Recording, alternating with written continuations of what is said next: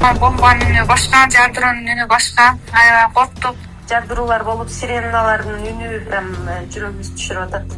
Аска калды, көчөтөн баштап өтүп, бирден экиден чалып жеп баштадык.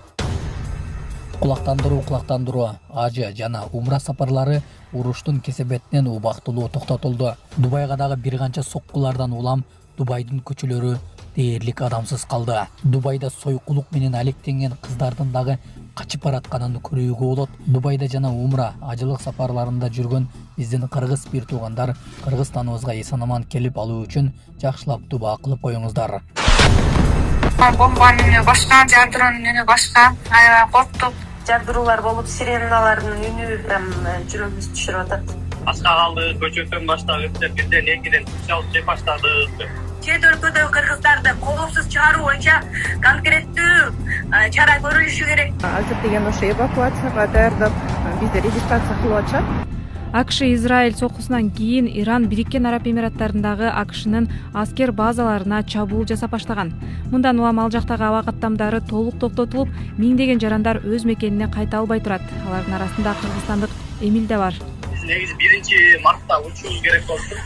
1-мартта аэропорттордун баары жабылган, эч кимди киргизбей калган. Ошол азыр биз Дубайдын центринде жашап элек, азыр бизди чекерей жака алып келишкен. 28 күнү негизи жарылдын үндөрү башталган, аябай катуу башталды. Андан кийин эле тынчып калды. Азыр тынччылыкта абал тынч. Үйдө калып калгандар бар экен. Жана группаларга жазышкандар бар болду. Аска калды, көчөтөн баштап өтүп, бирден экиден чалып жеп баштадык. Алардын баарын азыр консулдук номерлерин берип аларга маалыматтар жиберген болчу.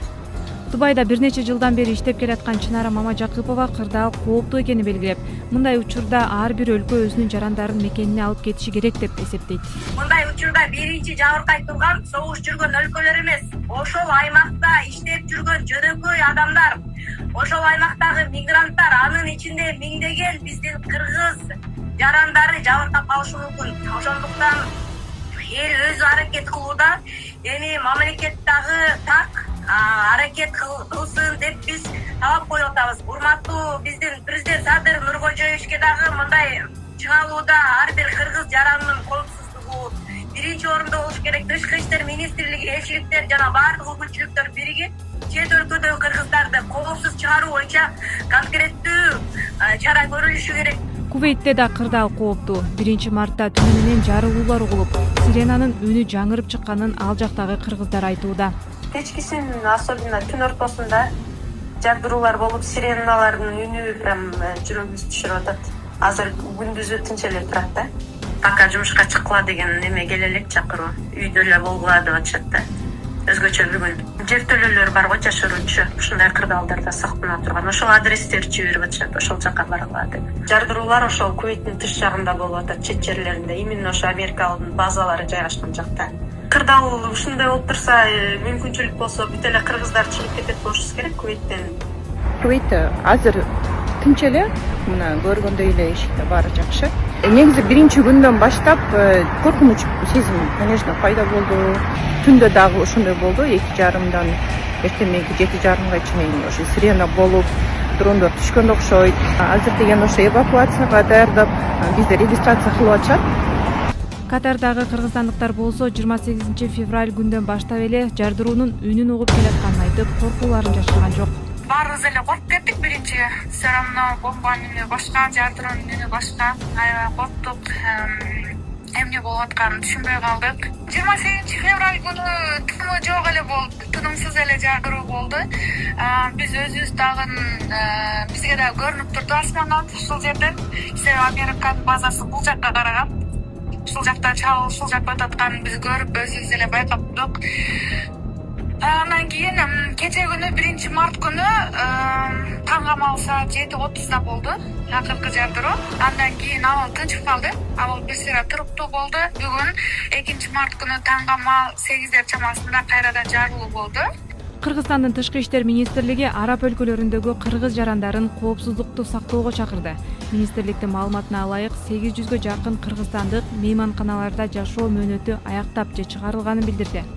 туристтик департаменттери менен келишим түзүлүп, азыркы учурда эгерде дагы убакыттар өтүп кеткен болсо дагы мейманканалардан чыгарбагыла деген кат берилген экен. Ошону дагы колдонуп биздин консулдар жерлерде иштеп жатат. 28 февралдын таңында Израиль менен АКШ Иранга каршы аскерий операцияны башташкан. Ага жооп катары Иран жакынкы чыгыштагы АКШга байланышы бар жайларга сокку урган. Ошол эле күнгө ичинде Дональд Трамп Ирандын жогорку лидери Аятолла Али Хаменеи АКШ менен Израилдин Тегерандагы Биз ушу жол кырсыгынан улам ушул состояниега түшүп калды балам. Эч бир ата энени Аллахым бала менен сынабасын. Ассаламу алейкум, урматтуу кыргыз элим. Мен Кубанычбек кызы Кымбат. Мындан алдында сиздерден жардам сурап кайрылган элек. Ушу баламдын акыркы жолку ошо 4-чү операциясына жардам берип кетиңиздерди суранам. Операция Түркия мамлекетинде болгондуктан бизге $45,000 акча каражаты керектелүүдө. Бизде андай акча каражат жок болгондуктан сиздерден жардам сурап кайрылабыз. Көптү көрсө көл болот дейт. Алланын ыраазычылыгы үчүн 5 сом 10 сом болсо да жардамыңыздарды аябаңыздар. Ушу балам бутуна туруп басып кетсин көптүн катарында. Сиздердин жардамыңыздар менен мына ушунчалык кыймылга келип отурат. Менин балам азыркы учурда башында аппарат менен жашап жатат. Арыңыздардан Аллах таалам ыраазы болсун. Ушу баламдын басып кетүүсүнө себепкер болуңуздар. Аллах таалам ыраазы болсун. Туткан орозоңуздар кабыл болсун. Аллах тааламды сыноосу экен, баарына шүгүр кылабыз. Биз алдамчы, мошенник эмеспиз. Бардык карта өзүмө караштуу, өзүмө таандык.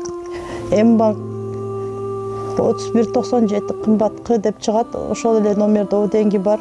Россия өлкөсүнөн котором дегендерге Сбербанк 7807 Кундузай деп чыгат. Алда өзүмдүн сиңдим азыркы учурда Россия өлкөсүндө мигрант болуп жүрөт. 5 сом 10 сом болсо да жардамыңыздарды аябаңыздар. Биз үчүн өтө чоң жардам ошол дагы.